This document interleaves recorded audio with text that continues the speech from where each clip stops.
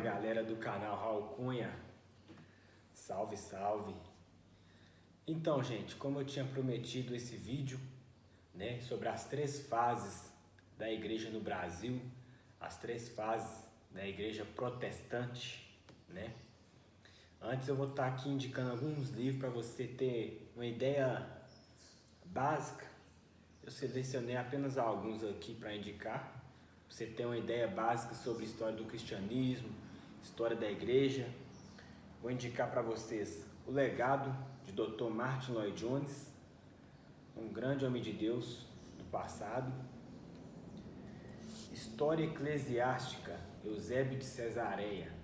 Esse aqui, ele é o livro mais completo sobre a história da igreja. Esse livro aqui, ele é nota 10 para muitos teólogos aí do Brasil. História do Cristianismo, esse aqui eu achei nas lojas americanas. A História do Avivamento da Rua Azusa. Você que é pentecostal precisa entender. O Avivamento no País de Gales. Heróis da Fé, Orlando Boyd, 20 Homens de Deus. A biografia de C.S. Lewis, grande escritor.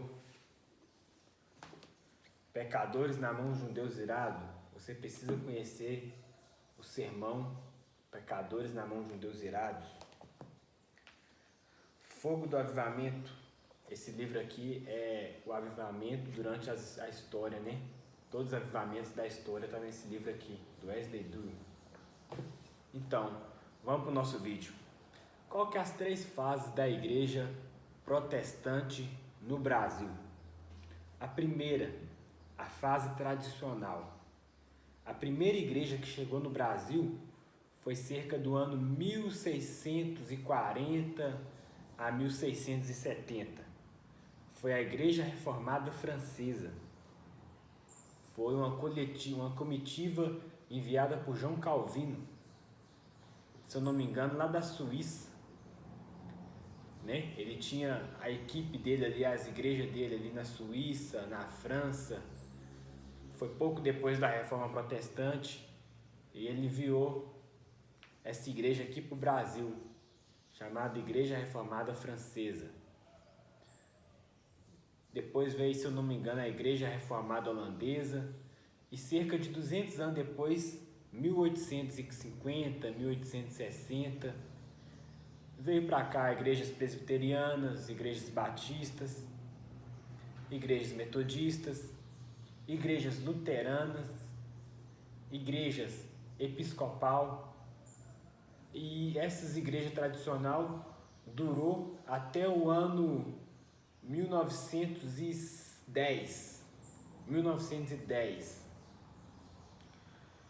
Em 1906 aconteceu o avivamento da Rua Azusa, que eu até indiquei um livro aqui dele, o avivamento da Rua Azusa. Nesse avivamento, William Seymour, ele foi o protagonista desse avivamento. E desse avivamento surgiu dois camaradas suecos, chamados Daniel Berg e Gunnar Vink. E eles vieram para o Brasil e fundou a Assembleia de Deus. Aí está o início das igrejas pentecostal. É a segunda fase da igreja. A igreja pentecostal impactou o Brasil, com falar em línguas estranhas, com a fervorosidade no buscar a Deus, nas doutrinas bíblicas. E depois da Igreja Assembleia de Deus, durante os anos surgiu a Igreja Pentecostal Brasil para Cristo. Depois surgiu a Igreja Deus é Amor. E foram surgindo igrejas pentecostais. E o movimento pentecostal ele durou muitos anos. Ele durou de 1910 até 1970, 1980, foi onde ele foi muito grande, só ele sobressaía, Até hoje existe o movimento pentecostal, mas nessa época ele sobressaía. Então, foi um movimento que gerou muitos homens de Deus na história do Brasil. né? A gente vê Orlando Boyer, né, que era assembleiano. A gente vê grandes homens de Deus do passado, da Assembleia de Deus. Quantos homens de Deus que a gente via pregar nos Gideões missionários, né, os antigos. Quantos pastores, referência no movimento pentecostal. Então, foi um grande mover de Deus. E a terceira fase da igreja é a que nós vivemos hoje, que é a igreja apostólica. Qual que foi a diferença da igreja apostólica para a igreja pentecostal e para a igreja tradicional? A igreja apostólica, ela surgiu no decorrer dos anos 80 para frente. Foi um novo mover de Deus, onde Deus deu novas revelações, onde os 5 ministérios passou a ser usados: o apóstolo, o mestre, o pastor, o evangelista. Então, todos os 5 ministérios passou a ser usado. E esse movimento apostólico, ele começou com David Pyeong-Chu, na Coreia do Sul.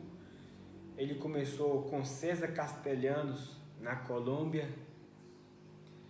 E César Castellanos e David Pyeong-Chu, eles formaram grandes discípulos aqui do Brasil, que foram René Terranova, foi Valnice Milhomens, foi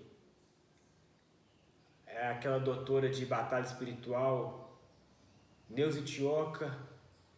Então, com esses líderes, grandes coisas foram surgindo no Brasil através do René Terranova. Veio a célula, que surgiu lá com Pyeong-Chu e também com César Castellanos.